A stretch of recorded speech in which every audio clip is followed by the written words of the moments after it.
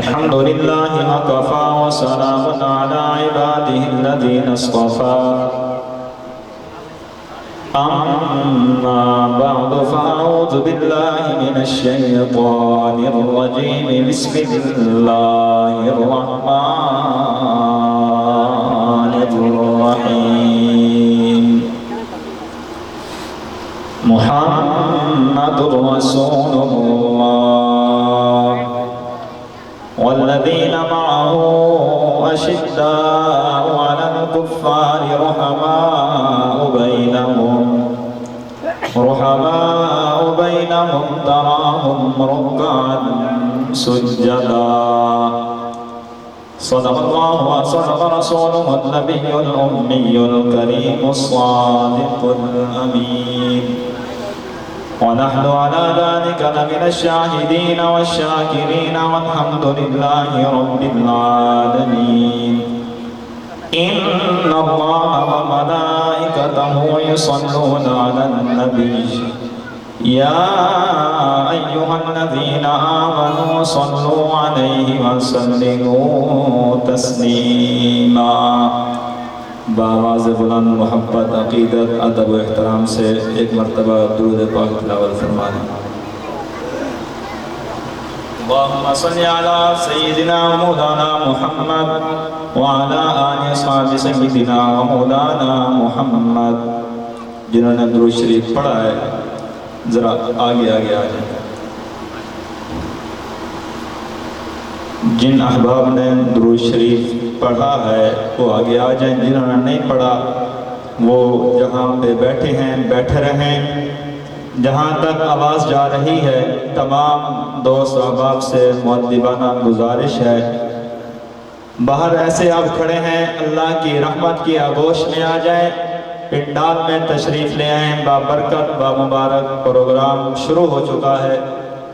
مؤدبانہ گزارش ہے جو باہر ویسے کھڑے ہیں وہ اندر تشریف لے آئیں حضور صلی اللہ علیہ وسلم کا تذکرہ کرنا ہے حضور کی محفل ہے حضور کی سیرت کی محفل ہے حضور صلی اللہ علیہ وسلم کی سیرت صورت کوئی چیز بھی ایسی نہیں ہے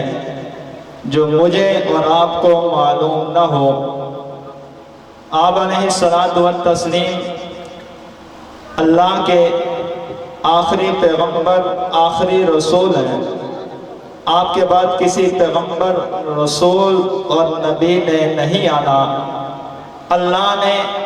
حضور صلی اللہ علیہ وسلم کی سیرت صورت کردار گفتار ہر چیز کو محفوظ فرمایا اور جن ہاتھوں میں دیا وہ ہاتھ بھی محفوظ جو سیرت صورت ہر چیز کو محفوظ کرنے والے وہ بھی اللہ نے ان کو بھی محفوظ رکھا ہر چیز کو محفوظ رکھا دوستوں مجھے عنوان دیا سیرت کا سوچنے پہ مجبور حضور کی سیرت کے کس پہلو کو ذکر کیا جائے حضور کی سیرت کے کس عنوان سے بات کو شروع کیا جائے اگر توجہ آپ کی رہے گی بات سمجھ آئے گی حضور صلی اللہ علیہ وسلم کی کوئی چیز ایسی نہیں جو معلوم نہ ہو صورت کی بات کرتے ہو معلوم ہے سیرت کی بات کرو گے معلوم ہے کردار کی بات کرو گے معلوم ہے گفتار کی بات کرو گے معلوم ہے بچپن بھی معلوم ہے لڑکپن بھی معلوم ہے جوانی بھی معلوم ہے میرے پاک پیغمبر صلی اللہ علیہ وسلم کی سیرت بھی معلوم ہے صورت بھی معلوم ہے کردار بھی معلوم ہے زلف بھی معلوم ہے چہرہ بھی معلوم ہے میرے پاک پیغمبر کی داڑھی کے اندر سفید بال کتنے یہ بھی معلوم ہے میرے پاک پیغمبر صلی اللہ علیہ وسلم نے قدم مبارک اٹھایا کس انداز میں اٹھایا معلوم ہے میرے پاک پیغمبر صلی اللہ علیہ وسلم نے جب رات کو بستر پر آرام فرمایا کس انداز میں فرمایا معلوم ہے کس طرح لیٹے ہیں معلوم ہے اٹھ رہے ہیں کیسے اٹھے ہیں معلوم ہے اٹھتے ہوئے کون سی دعا پڑھی، معلوم ہے سوتے ہوئے کون سی دعا پڑھی،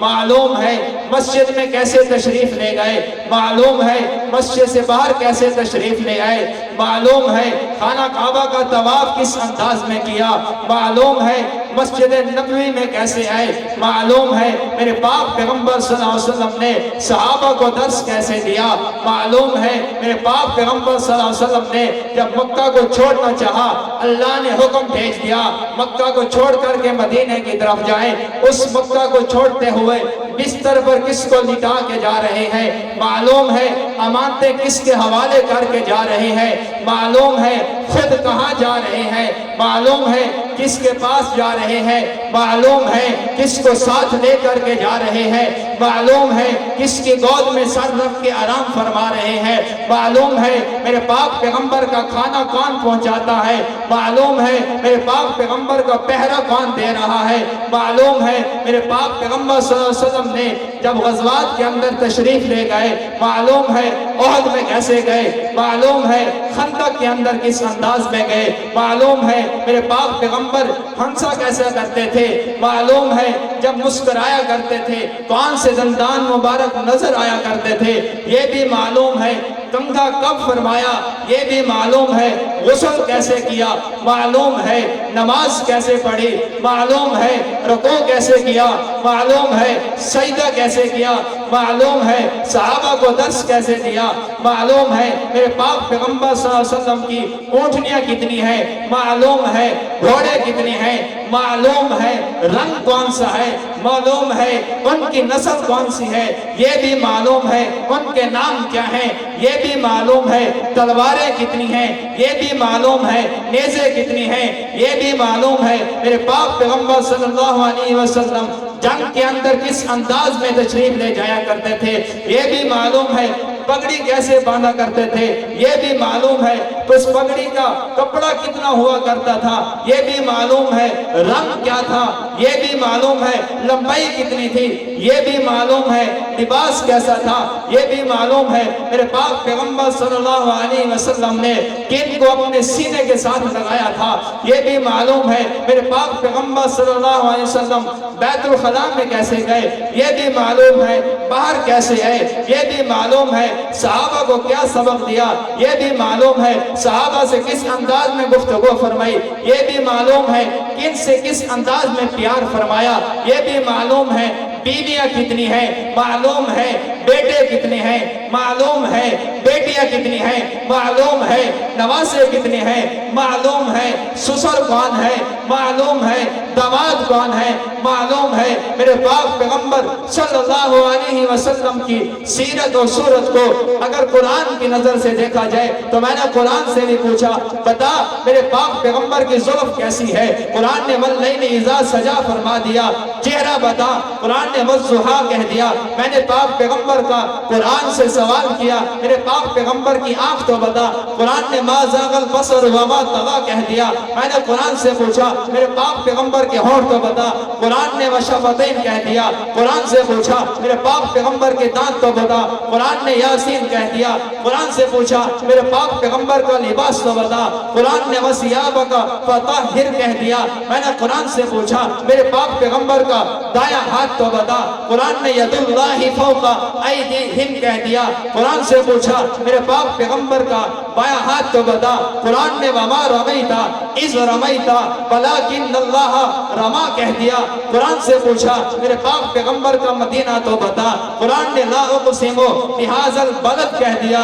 قرآن سے پوچھا میرے پاک پیغمبر کا اٹھنا تو بتا، قرآن نے قم فانذر کہہ دیا، قرآن سے پوچھا میرے پاک پیغمبر کی کملی والی چادر تو بتا، قرآن نے یا ایھا المدثر کہہ دیا، قرآن سے پوچھا میرے پاک پیغمبر کا کمبل تو بتا، قرآن نے یا ایھا المزمل کہہ دیا، قرآن سے پوچھا میرے پاک پیغمبر کا وہ ساتھی جو حضر کا ساتھی ہے، سفر کا ساتھی ہے، دکھ کا ساتھی ہے، سکھ کا ساتھی ہے، آج بھی روزہ کے اندر میرے پاک پیغمبر کے ساتھ آرام فرما ہے۔ وہ صدیق اکبر تو بتا، قرآن نے والذین معہ کہہ دیا، وسیجنبها الاتقی کہہ دیا۔ میں نے قرآن سے پوچھا میرے پاک پیغمبر کا وہ ساتھی تو بتا جسے خانہ کعبہ کا غلاف پکڑ کر کے رو رو کر کے اللہ سے حضرت عمر کو مانگا، وہ عمر تو بتا۔ قرآن نے اشداء علی الکفار کہہ دیا۔ قرآن سے پوچھا میرے پاک پیغمبر کا وہ ساتھی تو بتا جس کو حضور نے 2 بیٹیاں دی اور فرمایا تھا اگر میری 40 بھی ہوتی یکے بعد دیگر ان کے نکاح میں دے دیتا، وہ عثمان غنی تو بتا۔ قرآن نے رحماء بینہم کہہ دیا۔ قرآن سے پوچھا میرے پاک پیغمبر کا وہ ساتھی تو بتا، علی مرتضیٰ تو بتا، شیر خدا تو بتا، اسد اللہ الغالب تو بتا، حضرت حسن حسین کے ابا تو بتا، سیدہ طیبہ طاہرہ سیدہ فاطمہ کے شوہر تو بتا، علی مرتضیٰ تو بتا۔ قرآن نے رکعاً سجدہ کہہ دیا۔ قرآن سے پوچھا وہ جو پورے عرب پر چھا جانے والا سیاست کے ذریعے سے امیر معاویہ تو بتا۔ قرآن نے بِأَيْدِي صَفَرَا کہہ دیا۔ میں نے قرآن سے پوچھا 1,24,000 کم و بیش صحابہ تو بتا۔ قرآن نے اولئک هم المہتدون کہہ دیا، اولئک هم المفلحون کہہ دیا، اولئک هم الفائزون کہہ دیا، رضی اللہ عنہم ورضوا عنہ کہہ دیا۔ یہاں تک کہ حضور صلی اللہ علیہ وسلم کی سیرت و صورت کو کوئی بیان نہیں کر سکتا۔ آخر میں اتنا کہوں گا، تھکی ہے فکر رسا، مدح باقی ہے، قلم ہے آبلا پا، مدح باقی ہے، برق تمام ہوا، مدح باقی ہے، تمام عمر لکھا، مدح باقی ہے، میرا وقت ختم ہوا، مدح باقی ہے، وما علینا الا البلاغ۔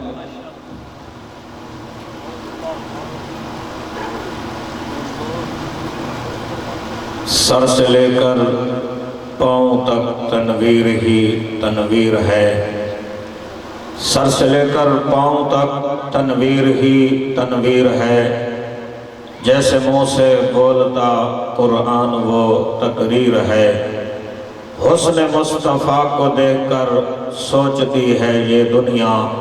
وہ مصور کیسا ہوگا جس کی یہ تصویر ہے۔ اب میں تلاوت کلام پاک کے لیے دعوت دوں گا قاری صاحب کو، لیکن تلاوت کی دعوت دینے سے پہلے میری آپ حضرات سے گزارش ہے کہ بیٹھنے کے بھی آداب ہوتے ہیں، تاکہ آنے والے حضرات آپ کو پھلانگ کر نہ آئیں، آپ تھوڑا سا ماننے میں خیر ہے آگے آگے ہو جائیں ماشاءاللہ۔ ایسے جو پیچھے دوست بیٹھے ہیں آگے ہو جائیں ماشاءاللہ۔ مل کر بیٹھنا صحابہ کی سنت ہے، اور جو حضرات اس انتظار میں ہیں کہ پروگرام شروع ہو پھر ہم پنڈال میں جائیں، میری ان حضرات سے گزارش ہے کہ جلد از جلد آپ پنڈال میں تشریف لائیں۔ ہمارے آج کے اس پروگرام کے مہمانان گرامی علماء کرام الحمدللہ پہنچ چکے ہیں۔ ملک پاکستان کے عظیم مبلغ حضرت مولانا دلاور خان صاحب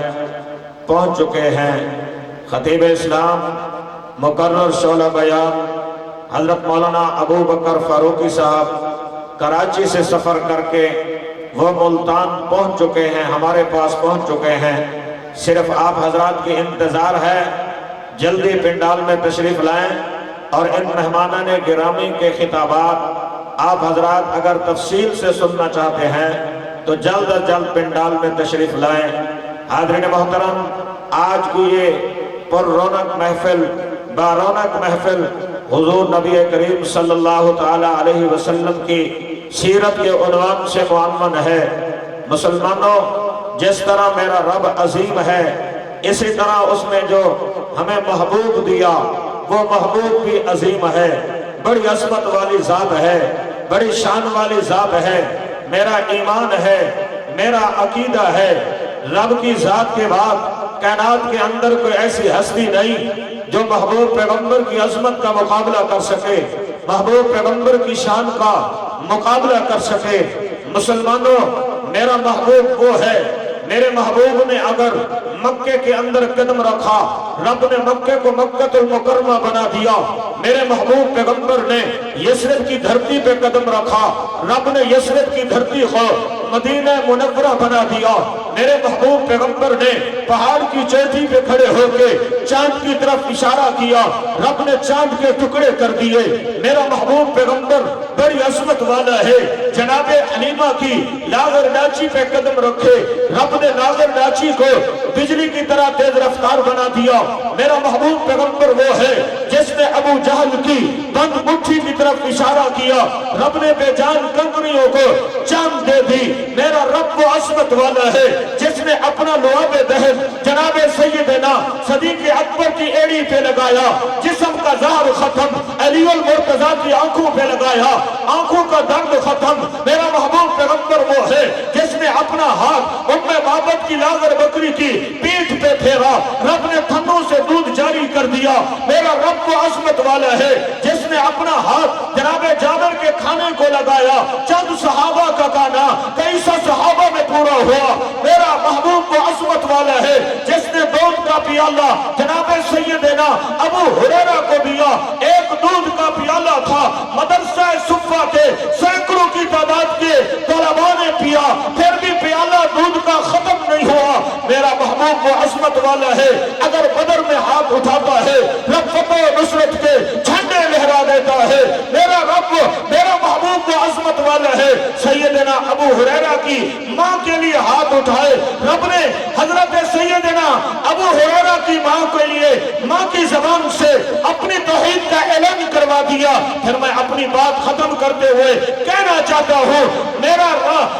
محبوب وہ ہے، رب نے فیصلہ کر دیا میں رب العالمین ہوں، میرا محبوب رحمت العالمین ہے، میں رب ہوں، آپ شاہ عرب ہیں، میں لم یلد ہوں، آپ یلد ہیں، میں لم یولد ہوں، آپ یولد ہیں۔ محبوبہ کائنات میں میری خدائی ہوگی، آپ کی مصطفائی ہوگی۔